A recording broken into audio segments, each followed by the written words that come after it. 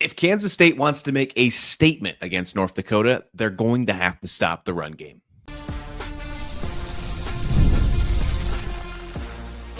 You are Locked On Kansas State, your daily podcast on the Kansas State Wildcats, part of the Locked On Podcast Network, your team every day. Yes, welcome on into Locked On Kansas State, your daily Kansas State Wildcats podcast. I'm your host, Christian Rao, and thank you so much for making Locked On Kansas State your first listen every single day. Welcome back to my everydayers. We're diving into North Dakota today. We got a lot to talk about, and we are going to have a deep dive on the conversation. Joining me today, Zach McKinnell of FCS Football Central on Sports Illustrated.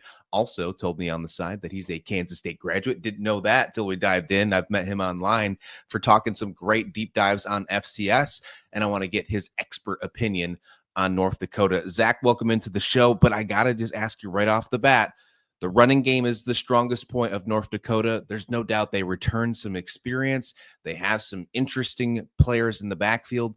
What does Kansas State need to do to stop them? And who are those guys that are going to put a trouble on Kansas State in the run game on Saturday?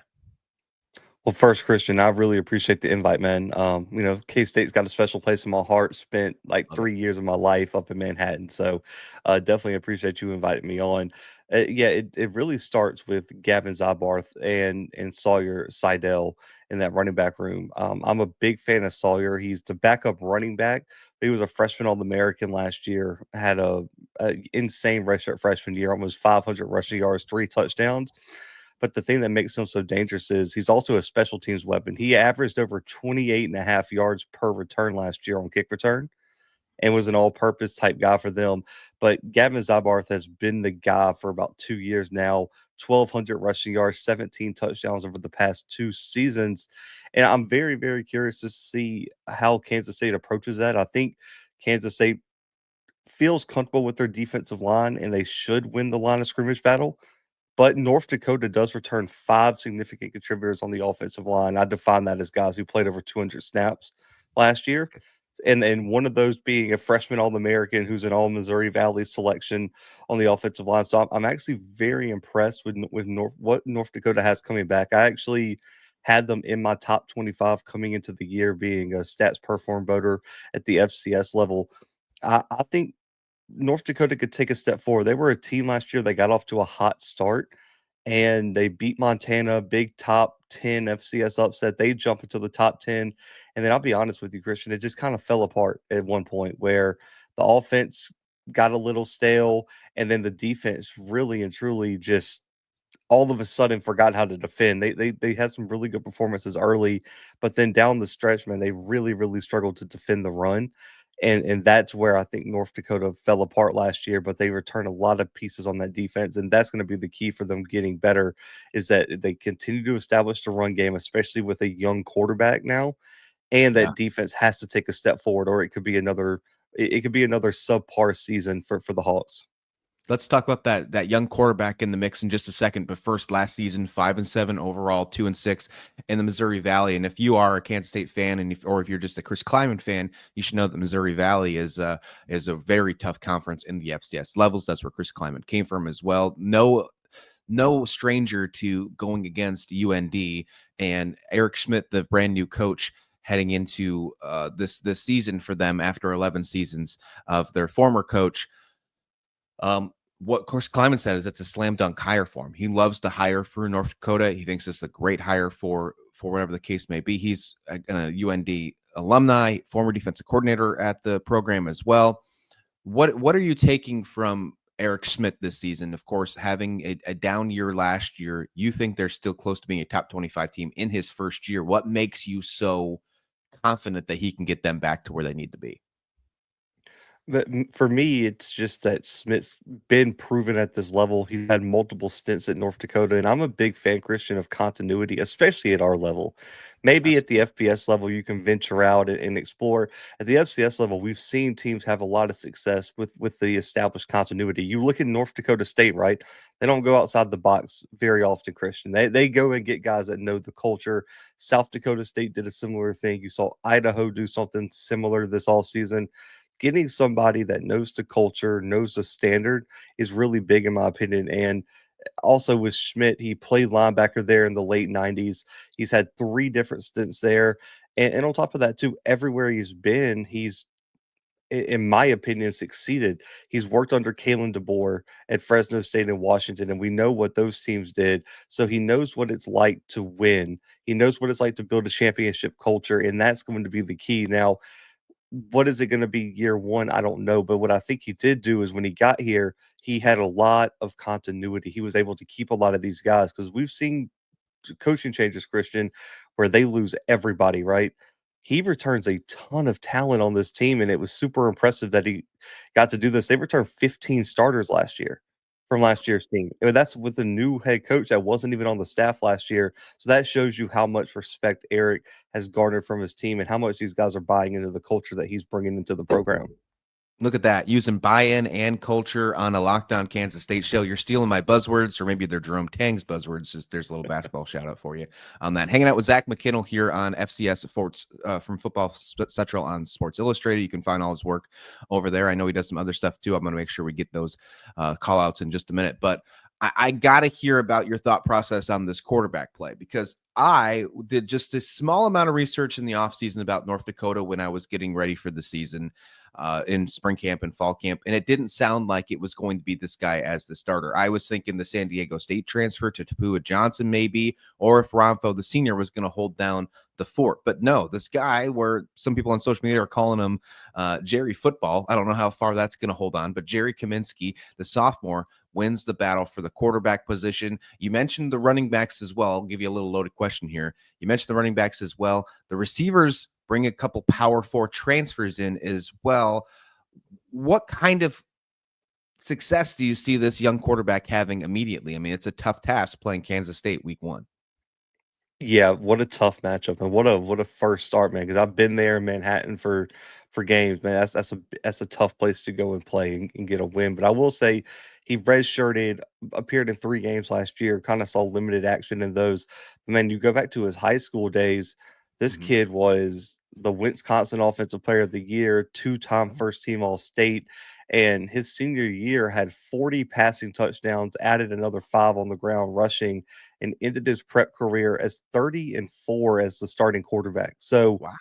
a big time winner. He has the school record in passing yards, passing touchdowns, single season record for both of those. So the kid can sling it. I like his size, 6'2", 210. So I don't think he's an undersized guy that's going to get banged up if he tries to get out the pocket and make a play. The question is can you play within yourself, right? Because it's really easy to get caught up in the hype, in the energy of the game, and feel like you need to be the superstar on the big stage. He's got to protect the football, and he's got to rely on his playmakers to go make plays. We talked about the running back room earlier. Let those guys help you. The offensive line should be experienced around him. Now, this is the question. You mentioned the weapons.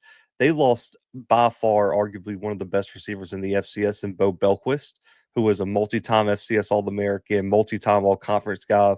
They have a lot of question marks. Like, Bo Belquist was the passing offense last year. They bring back Caden Dennis, Nate Diamokdak, and then BJ Fleming, Jamal Young, Christian Hoskins. You mentioned all the guys that they bring in from the FBS level. Another one that's interesting is they have a redshirt freshman, Dang, who is 6'5", 225, was a highly touted high school prospect. Maybe he makes an impact as a young player, redshirt freshman, but it's really going to come down to whether he can make some plays out the pocket, because you're going to have to, because Kansas State's too good up front to just allow you to run the ball play after play after play. You're going to have to probably make some plays with your legs. You're going to have to put the ball in tight spots. Can he do that without playing outside of himself and just turning the football over, or also to allowing a ton of sacks, man? Because I've seen K-State really rack those up when the defensive line's locked in.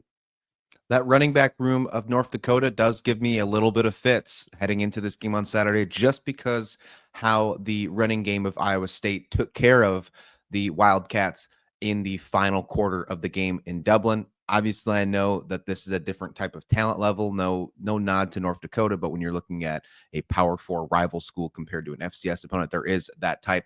But of course, there's still a huge running back room for North Dakota here. Really does need to have the flowers it deserves. I want to dig into the defense here, and then I want to get some of your keys to win, and potentially if North Dakota was to upset Kansas State, that was going to happen. What would happen? What would have to happen? I'll get that next right here on this bonus edition of Locked On Kansas State.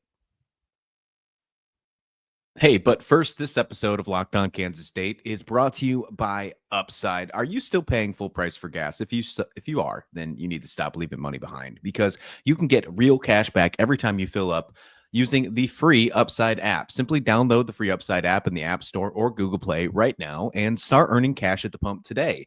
You can use our limited promo code FOOTBALL and get an extra 25 cents back per gallon on your first fill up. You could make up to $300 a year just for buying gas you already need. So, I thought it was at first too good to be true, but it's legit. You can get this, you can check it out, and especially if you use the promo code FOOTBALL, you can get a limited time 25 cents per gallon bonus. That's promo code FOOTBALL.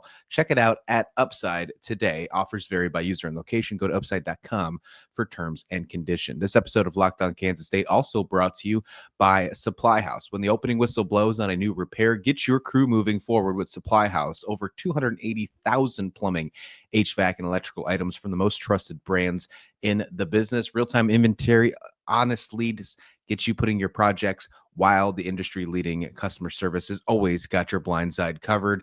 I mean, you can, if you need to find parts fast, Supply House has next-day delivery. Talk about an absolute game changer. And they have this free Trade Master program, which if you sign up today and score serious perks like priority shipping, lowest prices, and a dedicated support line, so visit supplyhouse.com to sign up for free and use code SHCollege5. That's the number 5, SHCollege5 for 5% off your first order. That's supplyhouse.com. Real people, real service. Let's play hypotheticals real quick. Hanging out with Zach McKinnell of FCS Football Central on Sports Illustrated here on Locked On Kansas State. Let's do it. Let's be SEC fans for a minute. Let's play hypotheticals, and let's dig into the fact that what if North Dakota had an upset? What if they upset Kansas State? Not just kept it close like they did in 2022 against Nebraska. Once Nebraska came back from Dublin, for the record, putting into perspective, they were tied 7-7 at halftime, 17 all. Basically, by the time the third quarter came to an end, they wound up losing the game 38-17. Nebraska finally took over in the fourth quarter, but they kept it close. There are no strangers to a team coming back from Dublin and then playing them. In this case with Nebraska, especially a team that lost in there. Zach, I've gone on my show and I've talked about saying that there's been a historical trend of people who have lost in Dublin. Every single one of those teams since 2022 hasn't made a bowl game. We're talking Nebraska, who got fired, Scott Frost. They went 4-8. Navy went 5-7. And of course, we know what happened with Florida State last year, going 2-10. I don't think Kansas State's anywhere near not making a bowl game, but of course, the concerns of a historical trend are still out there, and it's a trend that I want Kansas State to break this year. However, we're talking North Dakota. We're doing a deep dive. If they were to complete the upset tomorrow and shock the entire world, what would have to go right for the Fighting Hawks? The first thing is turnover battles. Always the first thing I look at. They're going to have to win the turnover battle. It's very, very rare to find an FBS upset that you either one, turn the football over more than your FBS opponent, and or a game that you don't force any turnovers. The other thing too is they're going to have to establish the run, because you look at some of these top, because I want to separate beating, no offense to this school, but beating Colorado State is not the same as beating Kansas State. You might can just go outplay a Colorado State or a UTEP or a Rice or a UMass. For the FBS upsets, the trend has been you've got to dominate the time of possession as well. You have to dictate the pace of the game, because at the end of the day, you don't have the depth that Kansas State does.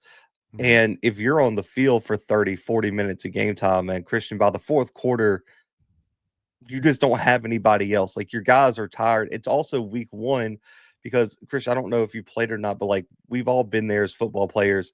You're in shape, right? You trained all off season, but there's a difference between coming into the season in shape and then getting in game playing football shape. It's still week one. It's still going to be hot in Manhattan. Don't let it fool you. It's always hot, especially in late August. So I get cramps, and getting your guys available, you're going to want to have to rotate some guys. The other thing too is they cannot let Kansas State just downhill run on them. And that's something that Kansas State, I've seen them just I would say, overpower opponents with Oh that yeah. downhill running attack. I love Kleiman's scheme, and just where they're going to run between the tackles, man, and they're just going to show you that they're bigger than you, stronger than you, and that you're just going to have to stop it. You have to force Avery Johnson to beat you through the air, in my opinion. Like, you cannot let them just get running downhill, dominate the time of possession, and wear you down. Because if Kansas State can do that, they'd be fine if Avery Johnson threw 10 passes on Saturday. They are cool with just running the football all game long and getting out with a win. That's going to be the key for North Dakota. Win the turnover battle, establish the run, and on the flip side, win the time of possession and limit K-State's rushing attack and make Avery Johnson throw it over the top. Normally you go through these FCS games, at least me, when I'm going through them and preparing your schedule, and you're like, okay, you got the FCS opponent, and the major thing you're looking for is let's just make sure we get through this game, get the win with no major injuries. Like, obviously, of course, that's important, but I do think there's going to be a need for a statement here.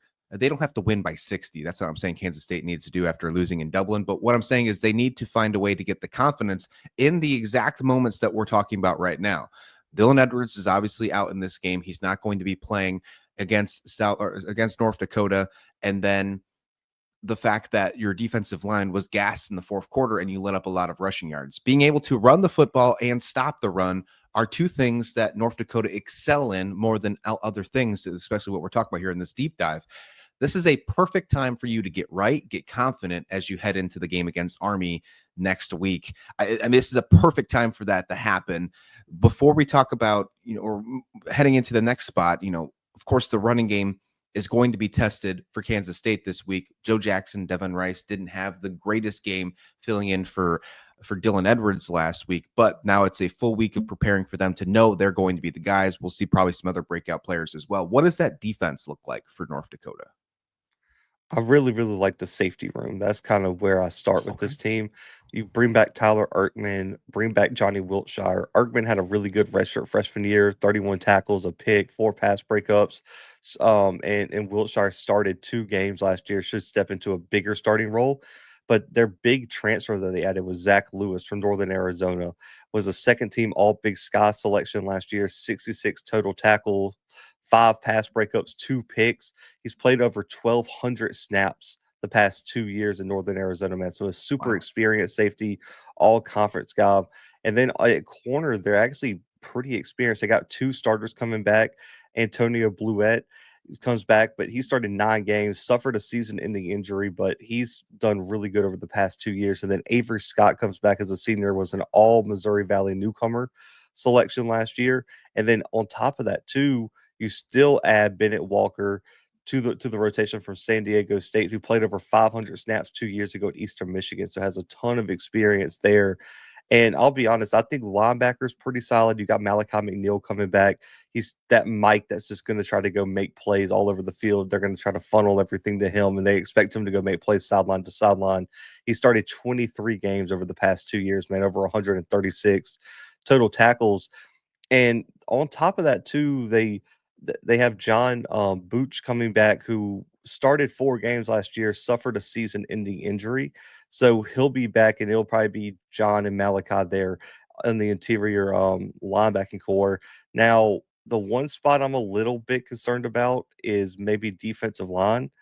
I think that's a spot that you're going to have to see these guys grow up a little bit. And I expect some of their transfers to maybe step in there. And they also have done a good job of developing guys. But I look their most experienced. They have Lance Rucker coming back at DN, who's amazing. I just want to say that. Like, I love what Lance Rucker brings to the table. But the problem is behind him is a little bit inexperienced. You have some new faces there. And outside of Lance Rucker, I don't believe you have a guy on the defensive line that played over 300 snaps last year. So that's a ton of new experience going up against a Kansas State offensive line room that is always good. They added a guy from Winona State who was a first team all conference selection. He 23 tackles for loss, 12 and a half sacks. So maybe he's the guy that steps up at that other edge spot.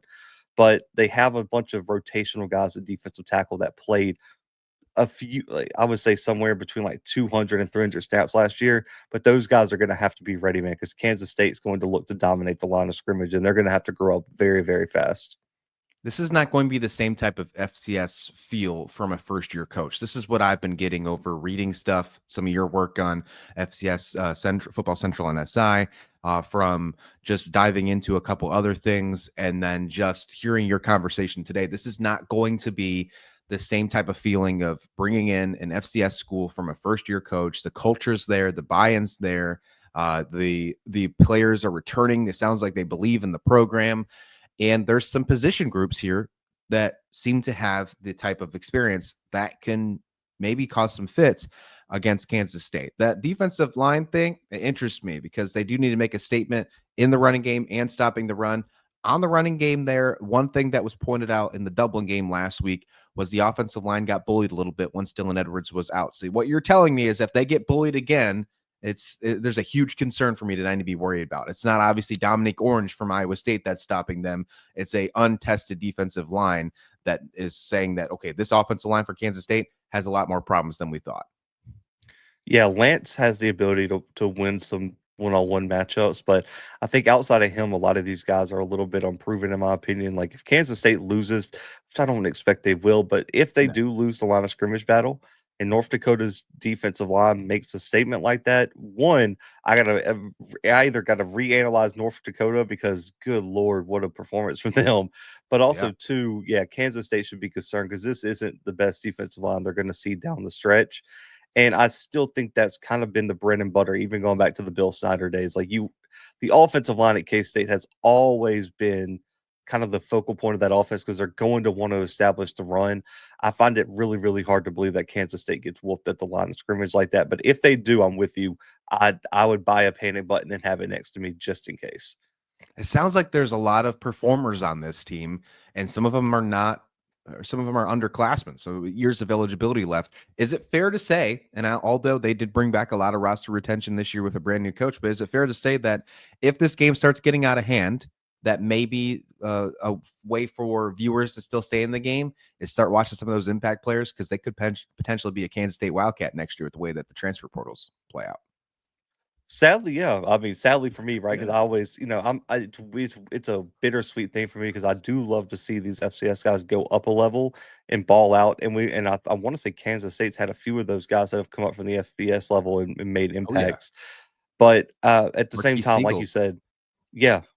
So I would say, yeah, that would be the point because they do have a lot of underclassmen on this team that played big minutes, and with the new transfer rules and also eligibility rules, we got like ninth year seniors, man. You never know if one of these guys could end up being on the roster. Yeah, AARP memberships are going to have to be the new NIL when it comes to some of these stuff. Zach, man, I appreciate you hopping on, talking some North Dakota deep dive, talking some football here. FCS Football Central and SI. Make sure you check him out. I'll drop the link of his North Dakota preview in the show notes below. You can find him. And Zach, I know you do some other stuff as well. Where can everyone find you? Where can they find your work and what you got coming up? Yeah, man. FCS Football Central on si.com/college/FCS. The Blue Bloods on YouTube and all podcast streaming platforms, man. We have a ton of FCS content on there. And then I'm also co-hosting with Sam Herder with Hero Sports, FCS Football Talk podcast, and co-hosting with Craig Haley over there at Stats Perform, the FCS Edge podcast, released on YouTube and all podcast streaming platforms as well, man. So you can catch me at all those different places. And again, Christian, I really appreciate it, man. It was kind of bringing me back to the old K-State days, man. So I definitely appreciate it. I love it. Thank you so much for watching and listening. Please like the video. Please subscribe. We'll see you back here tomorrow, right here on Locked On Kansas State.